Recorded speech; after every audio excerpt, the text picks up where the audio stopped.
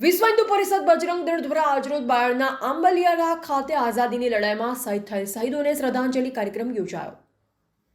વિશ્વ હિન્દુ પરિષદ બજરંગ દળ દ્વારા આજરોજ આંબલિયારા ખાતે 23 માર્ચ ભગવતસિંહ સુખદેવ અને રાજગુરુના બલિદાન દિવસના કાર્યક્રમમાં આઝાદી માટેની લડાઈમાં સ્વતંત્ર વીરોને યાદ કરી શ્રદ્ધાસુમન અર્પણ કરવામાં આવ્યા।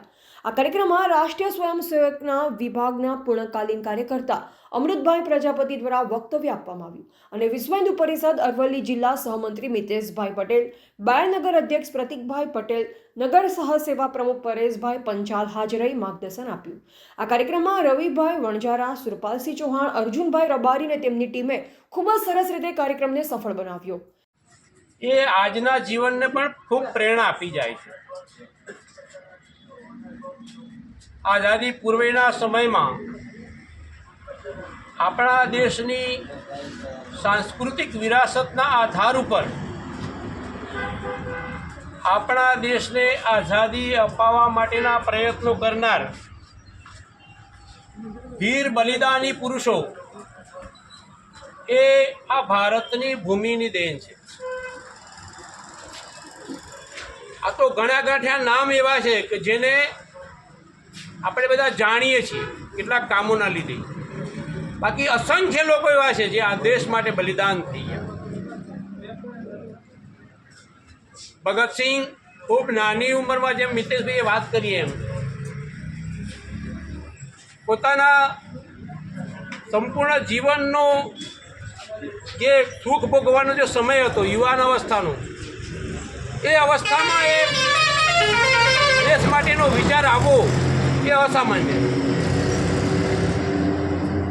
આજે તો આ ઉંમરના છોકરાને ક્યાંક કોઈ કામ માટે મોકલ્યા હોય દેશના, તો પણ ઘરના લોકો ગભરાય કે ભાઈ આપણે ઘરનું કામ કરો, ભાઈ બીજું બધું પડતું વેલો, એવો સમય ને આજે અંગ્રેજોના સમયમાં જ્યાં પકડી એને જેલમાં પૂરવા, કોરડાથી મારવા, બરફની લાદી પર સોવડાવીને મારવા, આવો એક કડીકાળની અંદર પણ દેશની આઝાદી માટે નીકળી જવું એ સામાન્ય વિષય નહોતો।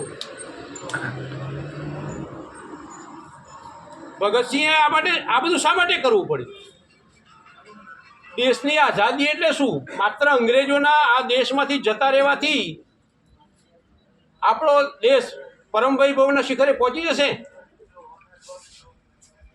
એ કલ્પના નહોતી એમની। આપણા દેશનો હર નાગરિક સ્વાભિમાનપૂર્વક જીવતો થાય અને દેશના ધર્મના રક્ષણ માટે હંમેશા તૈયાર રહે, એ ભાવ હતો એમના મનમાં। ભારત માતા કી જય શ્રી રામ, જય ગૌ માતા। આજ રોજ આંબલિયારા ખાતે બલિદાન દિવસ 23 માર્ચ ભગતસિંહ, સુખદેવ અને રાજગુરુ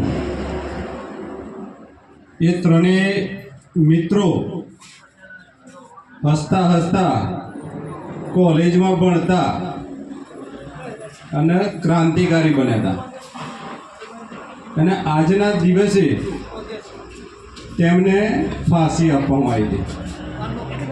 એટલે એમની યાદમાં આપણે દર વર્ષે બાયડ પ્રખંડમાં અલગ અલગ જગ્યાએ દર વર્ષે કાર્યક્રમ કરતા હોઈએ છીએ।